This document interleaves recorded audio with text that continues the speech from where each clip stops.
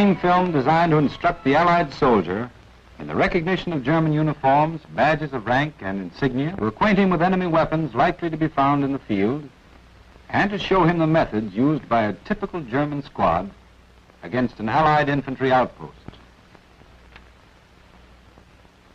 No, these are not German soldiers. They may look like it, but they're not. Here you see G.I. Joe doing just another job that the U.S. Army has called upon him to do. This work is considered vitally important. The group shown in this film are enlisted men of a Mobile Intelligence Training Unit. They have intimate knowledge of our enemy's clothing, equipment, methods, and, yes, his language, for many in these units speak German. They demonstrate this knowledge at Army bases in the war zone in the hope that the first time you see an enemy soldier, you won't waste time asking yourself a lot of silly questions. Those of you who expect to take part in close engagements with the Germans will naturally watch this film with interest and try to remember what you see. In the front lines, it will be taken for granted that you know who you're fighting and what he looks like. But others may be in supply, transportation, medical corps, or perhaps in the mess, and may expect never to get a very close look at the enemy. Remember, Uncle Sam has given you a rifle. He has trained you to use it. The enemy we are fighting in Europe today is a master at flanking movements. He often tries infiltration methods and may appear where you don't expect him. So even if you pound a typewriter, a play nurse may do a peep. You may have to grab that rifle and fight like hell. Let's take the group we see here. Under the usual conditions of warfare in wooded areas, these men, let's call them Germans, these Germans might easily be the subjects of observation by an Allied reconnaissance patrol, and Allied headquarters could sift the information obtained. The number of men, branch of service, direction in which they're marching, their regiment, company, and the rank of each man. Supplied with such details, our intelligence could make plans that might result in the elimination of not only this squad, but of the larger unit to which it's attached. First of all, a brief look at the basic uniform, the field gray or gray-green, worn by the greater portion of German ground troops.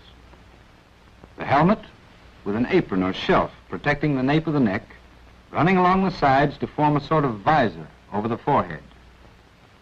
Painted on the left side is the Army and Navy emblem, the standing eagle grasping a swastika in its claws.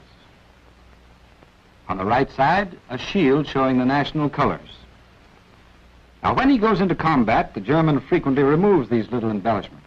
He's smart enough to know what nice targets they'd make. This man has cut a neat piece out of somebody's inner tube and has stretched it around the lower part of his helmet. Most of the German infantry use this trick for the same purpose as the netting used by some Allied troops. A few leaves, a little grass, and with the tubing to hold it in place, he has his camouflage. The national emblem, a formal standing eagle with swastika, is worn by all German ground forces. The regular army wears it on the right breast of the field jacket. Ammunition pouches, 3 worn on each side. This infantryman goes into combat with 60 rounds of .31 caliber ammunition, 10 rounds in each of the 6 pouches.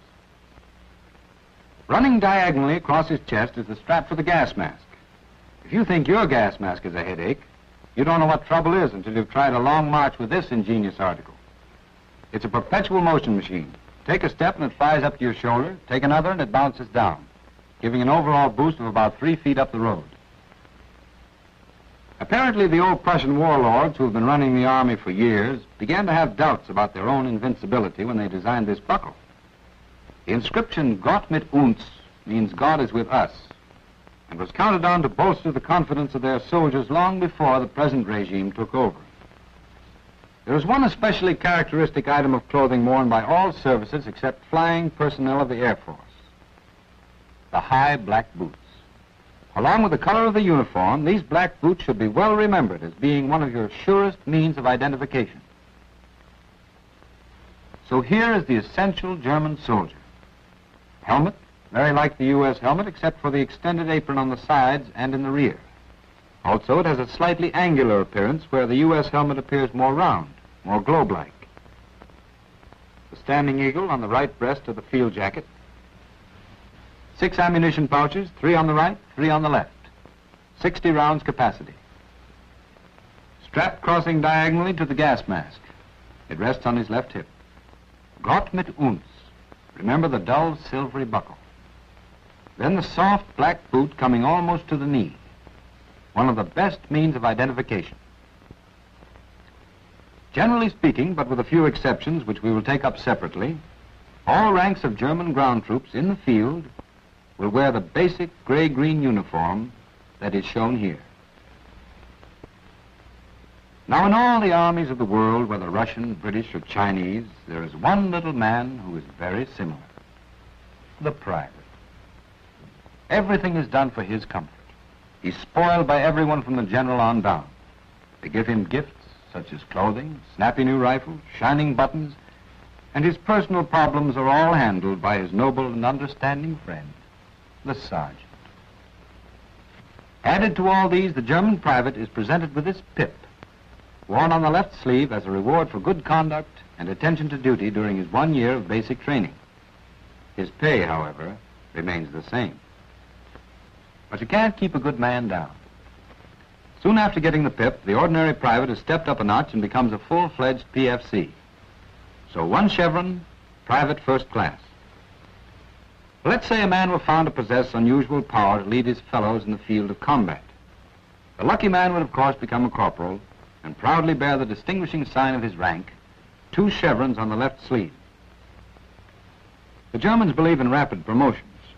After serving as a corporal for 6 years or more, he not only has his 2 chevrons, but he gets the pip as well. The group of non-commissioned officers begins with the buck sergeant, not with the corporal as in the United States Army.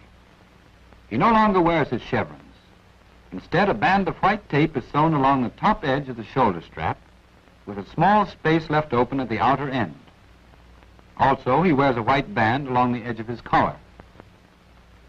Beginning with the buck sergeant, we can identify all ranks by looking at the shoulder straps. By the simple trick of sewing a little strip of white tape along the open end of the strap, we create a staff sergeant. Yes, we know what you would all like to give the first sergeant. But let's give him just a silvery pip. 1 pip, white band along the top, the German equivalent to a first sergeant. The old reliable master sergeant struggles along with 2 pips. And if you don't think he's been soldiering for a long time, you don't know your German army. Here is a gent who has been an NCO and may someday be an officer. He's the warrant officer, and his pips total 3. Enemy personnel are strictly ordered to dispose of their shoulder straps in battle areas. This is because of the number, which you have noticed is generally embroidered on them. That number tells us a man's regiment. On the large button, we see his company number. During the early years of the war, it was common for the enemy soldier to carry it in his pocket. It is possible that some may still be careless enough to do this. So if you find one on a prisoner, don't keep it as a souvenir. See that it reaches your intelligence officer. This applies to any article found on enemy personnel. It may only be a scrap of paper, but your duty is to hand it in for interpretation. Something new has been added. A metallic thread sewn on narrow bands running lengthwise on the strap, but no pips. The 2nd lieutenant. This 1 pip on the plain silver strap shows the rank of 1st lieutenant. For the highest of the company grade officers, 2 pips for the captain. Majors, lieutenant colonels, and colonels are field grade officers, and their group brings us to another and more elaborate design, an effect of braided bands made of the same silvery metallic thread. The major here has something in common with the 2nd lieutenant. He has no pips. The lieutenant colonel has 1 pip, and for the colonel, just 2 pips. Now let's review. No pips for the private, the 2nd lieutenant, the major. 1 pip, 1st sergeant, 1st lieutenant, lieutenant colonel. 2 pips, master sergeant, captain, colonel. You never know. Someday you may capture a German general, So just to make sure you would know who he was, here's the shoulder strap of a brigadier. The same device is used to denote rank. 1 pip, a major general, 2 for the lieutenant general, and for the full general, 3 pips. Notice that this strap is surrounded by a dark red border. That simply means general officer.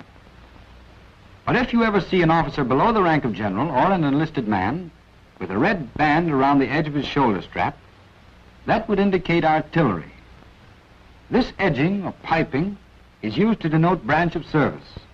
For example, the infantrymen we saw lounging around the bank of a stream. Their branch color, or Waffenfarben, as they call it, is white. The very narrow white edging tells us that the owner of this shoulder strap is in the infantry. Lemon yellow, signals. Wherever there are men wearing this color, you may expect an important command headquarters not far away. Pink for tanks. Very likely you'll see the tanks first.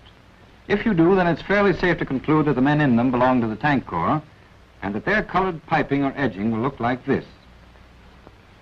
Yes, they have a special uniform, and their own insignia, the skull and crossed bones. The subject of German tanks brings us naturally to the Panzer Grenadiers, motorized infantry in support of tanks. Their color, grass green. Red is for the artillery. This is easy to remember for the simple reason that in most of the armies of the world, artillery is represented by this color. Thus we come to the last of the 6 colors used by the 6 main services of the German army. This black piping is worn by the engineers. The collar device, noticeable on every German army uniform, is called Kragenspiegel, and at one time carried the branch color. Now it is simply a decoration, and only rarely is any color included except the silver of the thread from which it's made. It is noticeable among officers that the higher the rank, the richer and more elaborate is the composition of the collar device.